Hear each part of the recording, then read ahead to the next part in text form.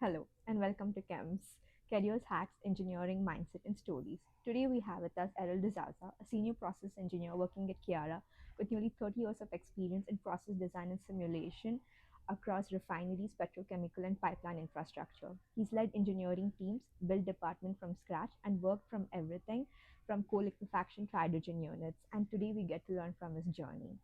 Thank you so much, Errol, for accepting my Yeah, invitation for the interview. thanks for having me. So maybe you could start with a little more detailed introduction about yourself. Sure. Yeah, I graduated in '96 and I started my career with licensor EPC type Mm-hmm. company in India actually. So did that for 3 years. That was mainly working on chemicals type projects. Mm-hmm. Uh, and after that, I came to UFA just like you for grad studies, and uh, following that, mainly worked in the EPC industry here Mm-hmm. in Edmonton. Um, so that was an interesting journey, mainly working on different types of projects. Um, and then after that, after about 20 years in the EPC world, um, I just joined the owner side now. So I've been Mm-hmm. with Keyera for about 7 years. Um, yeah, so it's been quite an experience. Like I had no oil and gas experience till I came to Alberta, but in Alberta Good. it's been Oil mainly and gas. mainly oil and gas, mostly on the upgrading, a little bit of refining side and Mm-hmm. petrochemicals and pipelines. I would say, yeah. So That's good. Okay, so I think the first question would be about chemical engineering since you're a chemical engineer. So the first thing which I've seen a lot of people whenever I tell I'm a chemical engineer is like, oh, you must really love chemistry. right, That's like the biggest misconception. So they usually think we work in labs. So what do you think most people misunderstand about this profession of being a chemical engineer? yeah, yeah. I think that's right. I think many people even get into chemical engineering because they love chemistry, Yeah. right? And so yeah, very often people don't really know what we do. But I would say, yeah, really for us, it's, I mean, you do need to know a little bit of chemistry, but it's not all about that. True. It's really, I would say it's mainly the chemist will figure something out in a lab, and then our job is to take it to an industrial scale, really. Scaling it down.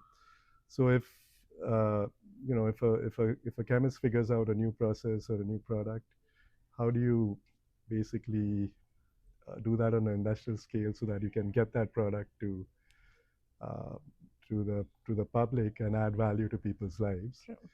So I would say, yeah, in terms of the work, uh, chemical engineering, like you could work in different things. Like you could Mm-hmm. work in design, you could work in operations, where actually doing like day-to-day stuff in a plant.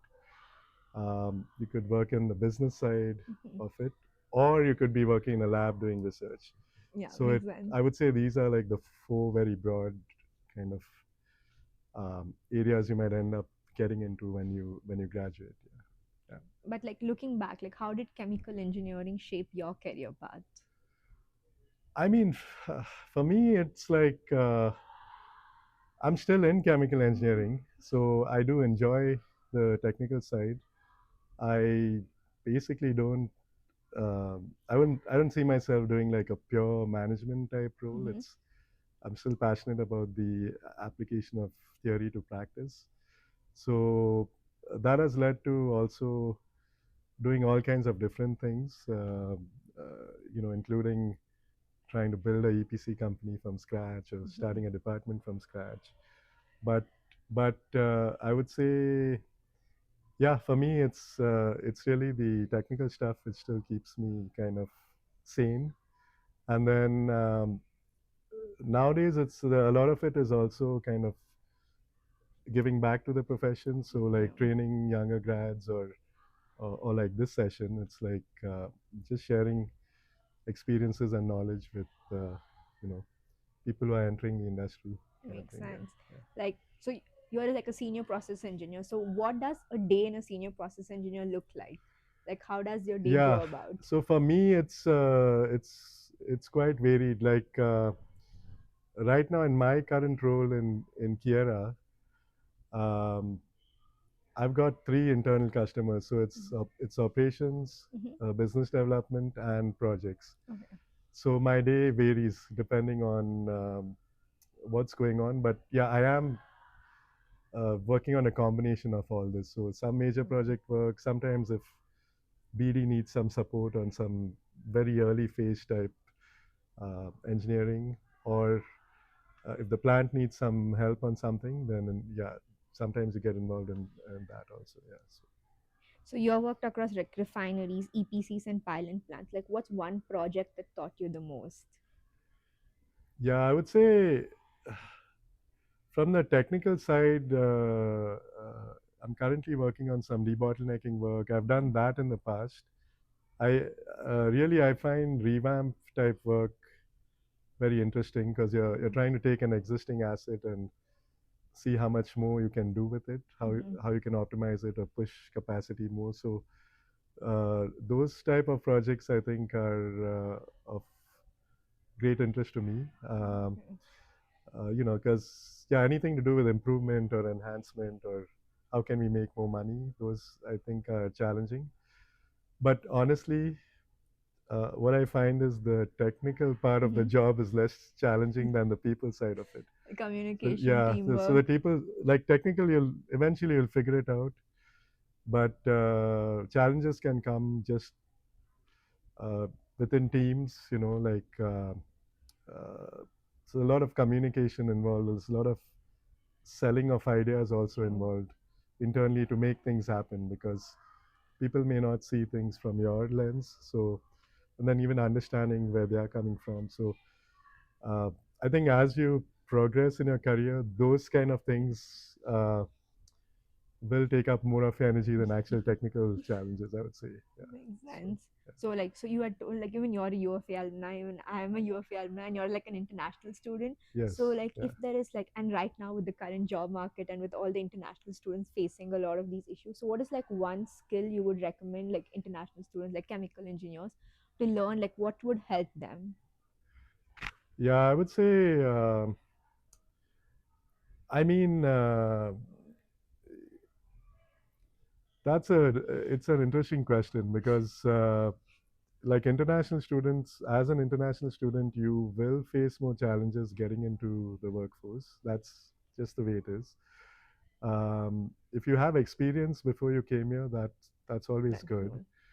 But um, in terms of trying to get your foot in the door somewhere, I would say the best thing is to just get out there and like you are right now, just keep talking to people, keep networking. I mean, there's lots of social media now which you can kind of reach out to people with, uh, and then like yeah, think of ways how you can stand out from the crowd.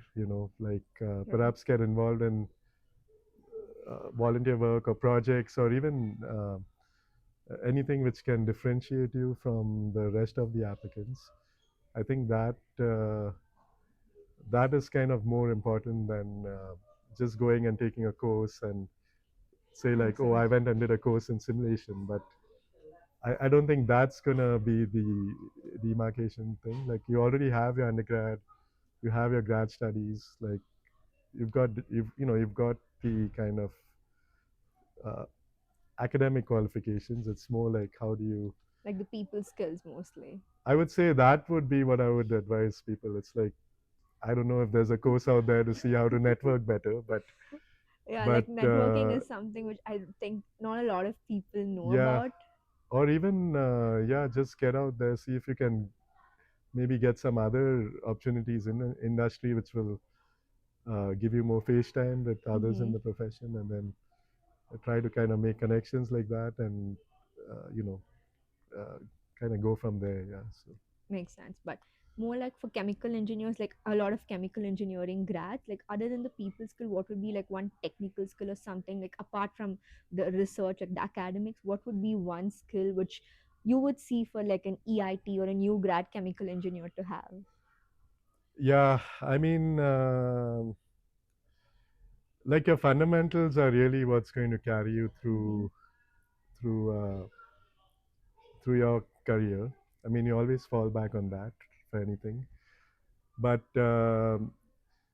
if you look at a process, okay, like the reaction part is the heart of the process. It's small. Mm-hmm.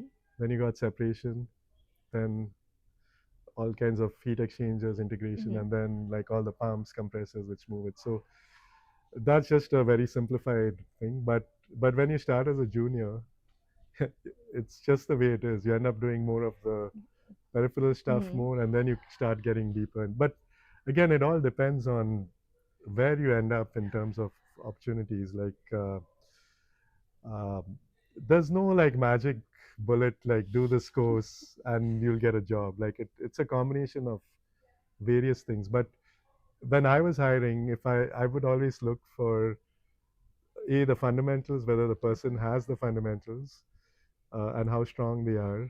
Um, the second thing is the potential of the person, Okay. right? Like it doesn't mean like just because you don't have oil and gas experience means you can't do work in oil and gas. Mm-hmm. Like chemical engineering is pretty broad. You can still apply lots of basics across various industries. Yeah, and then the third thing is again just the I would say the attitude of the person. So those three things are, are you willing to go the extra mile? Are you willing to put in effort to learn? It's not about just sitting at your desk and Mm-hmm. cranking simulations or doing a calculation. Like there's a Yeah. lot more on the uh, collaboration and people interaction side of things. Doesn't matter where you work, whether you work in design or a plant or business development or projects. That that overall aspect is quite important. So I would say I would encourage new grads to see how are they. If you look at these three or four buckets of Mm-hmm. development, what are you doing to equally enhance all of them? It seems because it's like you already have the technical, how can you improve on the other side? I guess that might be something to think about. Yeah. So Makes sense. And like in one sentence, my last question would be like, what does being a chemical engineer mean to you? yeah, that's an interesting question. I mean, I like chemical engineering because it's very universal in my Mm-hmm. opinion. Like it touches people's lives in any way, shape, or form, anywhere on the planet. Really, if you look at it, anything around you, you can there's something chemical engineering related to it. True. Like whether you look at plastics or electronics or clothing, the car you drive, the fuel you drive, you use all that. So yeah, it is. I would say it's pretty universal. What I like about it is you are basically fundamentally you're harnessing the laws of nature Mm-hmm.